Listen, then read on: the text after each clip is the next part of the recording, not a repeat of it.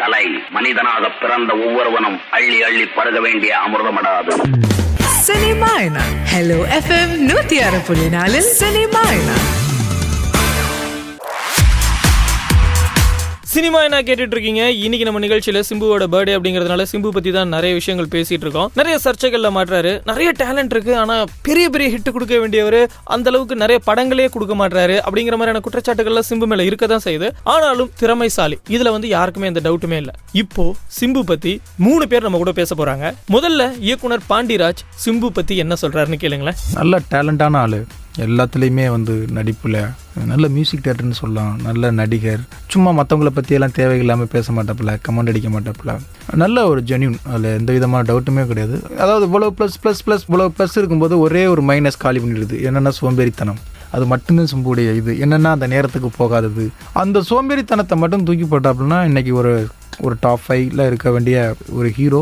இந்த நிமிஷத்தில் சிம்பு தன்னை அனலைஸ் பண்ணி கரெக்டாக எல்லாத்தையும் திருத்திக்கிட்டு வந்தாப்புலன்னா இப்போவும் அவருக்கான பெரிய இடம் காத்துக்கிட்டு இருக்கு. அது அவர் தான் யோசிக்கணும். பாண்டிராஜ் சொன்னதை கேட்டீங்க. இது நம்மால அவருடைய டைரக்ஷன்ல சிம்பு நடிச்சு அடுத்து ரிலீஸ் ஆக போகுது. ஆல்ரெடி விண்ணை தாண்டி வருவாயாங்கிற ஒரு சூப்பர் ஹிட் படம் சிம்புவுடைய ரசிகர்களுக்கு, தமிழ் மக்களுக்கு கொடுத்த இயக்குனர் கௌதம் வாசுதேவ் மேனன் சிம்புவை பத்தி என்ன சொல்றாருன்னு கேட்கலாமா? I think is a tremendous actor. நம்ம என்ன கேட்குறோமோ அதை அப்படியே ரீப்ரொடியூஸ் பண்ணக்கூடிய ஒரு ஆக்டர் அப்படின்னு நினைக்கிறேன். எனக்கு அவர் என்னைக்குமே அந்த லேட்டா வந்ததோ இல்லை ஷூட்டிங் நாளைக்கு வச்சுக்கலாம்னு சொன்னதே இல்லை வரைக்கும். நான் விண்ணை தாண்டி டைம்ல உங்கள்கிட்ட சொல்லியிருக்கேன், அவர் ரிஹர்சல்ஸ்க்கு வரலன்னு சொல்லி நான் எனக்கு கொஞ்சம் அப்செட்டாவே இருந்தது. ஆக்சுவலா அது மால்டால ஷூட் பண்ணிருக்கும் போது நைட் ஃபுல்லா வெயிட் பண்ணோம், வரல. கொஞ்சம் உண்மையிலே ஃபர்ஸ்ட் வாட்டி நான் அப்செட் ஆனேன். அடுத்த நாள் காலையில் 5:30 வந்துட்டாரு. நீங்க வரல, இல்ல நீங்க என்ன ஸ்டெப்னு சொல்லுங்கன்னு சொன்னேன். ஃபிளெக்ஸி ஸ்டூ தான் கொரியோகிராஃபர், கொஞ்சம் காம்ப்ளிகேட்டான லாக் ஸ்டெப்ஸ்லாம் இருந்துச்சு. அப்படியே டேக் அப்படின்னு சொல்லி அப்படியே எடுத்தாரு. அப்பதான் எனக்கு தெரியும் வாட் இஸ் கேப்பபிள் ஆஃப் அப்படின்ட்டு. தமிழ்நாடு ரன்பீர் கபூர் என்ன கேட்டீங்கன்னா சிம்பு, அது அவர் தெரியுமான்னு எனக்கு தெரியல. ஓகே, இவ்வளவு நேரம் 2 இயக்குனர்கள் சிம்பு பத்தி பேசினதை கேட்டோம். இப்போ இன்னொரு இயக்குனர் சகலகலா வல்லவன்னே சொல்லலாம் அவரை. கூடவே இன்னொரு பெரிய பொறுப்பும் இருக்கு சிம்புடைய லைஃப்ல இருக்கு. ஏன்னா அவருடைய அப்பா டி ராஜேந்தர் சிம்புவை பத்தி என்ன சொல்றாருன்னு கேளுங்க. வாழ்க்கையில் ஒரு இடத்துல உட்காரணும், ஒரு நாற்காலியில் உட்காரணும். இது நான் என்னமோ பெரிய பஞ்சு வச்சுட்டு போறேன்னு சொல்லாதீங்க. நான் ஒரு பெரிய பிலாசபர் நினைச்சுக்கிட்டுலாம் சொல்ல, நான் அடிப்பட்டதுனால சொல்றேன். மனிதன் புத்திசாலியா இருக்கலாம், மனிதன் திறமைசாலியா இருக்கலாம், மனிதன் பொறுமைசாலியா இருக்கணும், மனிதனுக்கு அதிர்ஷ்டசாலியா இருக்கணும்.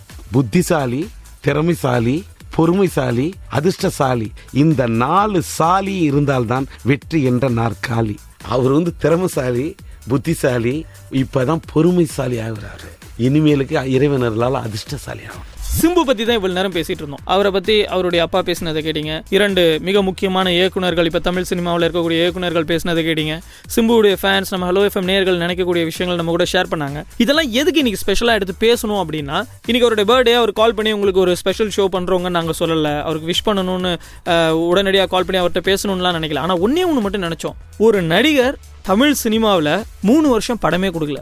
போடா போடிங்கிற படம் 2012ல ரிலீஸ் ஆச்சு. அதுக்கப்புறம் 2015ல அவர் ஹீரோவா நடிச்சு வாலு படம் ரிலீஸ் ஆச்சு. பட் அந்த படமும் கிட்டத்தட்ட ஒரு 4 வருடம் போராட்டத்துக்கு அப்புறம் தான் ரிலீஸ் ஆச்சு. அதுக்கு என்னென்ன காரணம் வேணா சொல்லலாம். சிம்பு சைடில் நிறைய காரணம் சொல்லலாம். அதுக்கப்புறம் அந்த படம் வெளிவரதில்ல, ப்ரொடக்ஷன் சைடில், ப்ரொடியூசர் சைடில், இப்படி என்னென்னமோ சொல்லலாம். ஆனால் ஒரு நடிகர் தமிழ் சினிமாவில் இப்பெல்லாம் வருஷத்துக்கு 3 படம் கொடுத்தே ஆகணும்.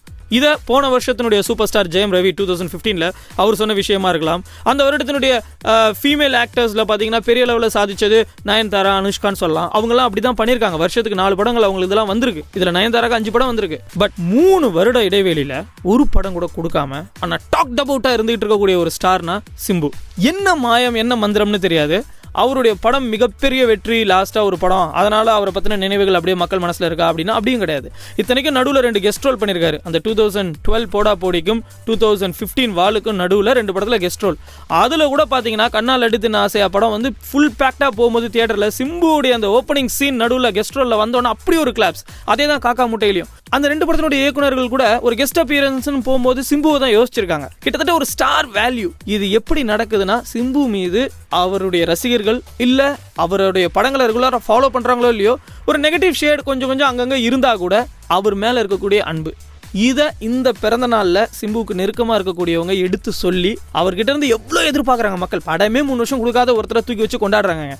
டாப் 5 ஸ்டார்ஸ்ல ஒருத்தராக வச்சு செலிப்ரேட் பண்றாங்க. ஸோ இந்த மாதிரியான ஒரு அமைப்பு எந்த நடிகருக்கும் ஈஸியாக கிடைச்சிடாது. இதை கரெக்டா இனிமேல் அந்த ரூட்ல கொண்டு போகணும் அப்படிங்கிறத அவர் கூட இருக்கக்கூடிய நண்பர்கள், அவருடைய உதவியாளர்கள், இல்லாட்டி அவருடைய ஃபேமிலி மெம்பர்ஸ், அவருடைய ஃப்ரெண்ட்ஸ், அவருடைய ஃபேன்ஸ் எல்லாருமே எடுத்து சொல்லணும்னு நினைக்கிறேன். இப்படிலாம் சொல்லி ஒருத்தர் ஹிட் ஆகணுமானா already he is a star. அது ப்ரூவன். அதனால தான் இவ்வளோ நாள் மக்கள் வந்து அவரை திரையில் பார்க்காம இருந்தால் கூட அவர் மேலே அவ்வளோ கிரேஸோடு இருக்கிறாங்க. அண்ட் எவ்வளோ சர்ச்சைகளில் மாட்டினாலும் the most adorable lovable bachelor of Tamil industry இப்போதைக்குன்னா சிம்பு தான். தொடர்ந்து நேர்ந்தீர்கள் ஹலோ FM 106.4 சினிமா என்ன நிகழ்ச்சியோடு. மறுபடியும் சொல்கிறேன், நாங்கள் யாருக்கும் முகஸ்துதி பாட மாட்டோம் இந்த நிகழ்ச்சியிலங்கிறது உங்களுக்கு தெரியும். இதை இந்த இடத்துல பதிவு பண்ணியே ஆகணும். ஹீஸ் அ கேஸ் ஸ்டடிங்க. ஒரு நடிகர் ஒரு வருடத்துல 3 படங்கள் கொடுக்கலன்னா இன்னைக்கு இண்டஸ்ட்ரியில நிக்க முடியாது. ஆனா 3 வருஷம் படமே கொடுக்காம டாப் லெவல்ல நிக்கக்கூடிய ஒரு star Simbu. Super hit, class, masala, mass entertainment. Cinema. Hello FM 106.4 cinema.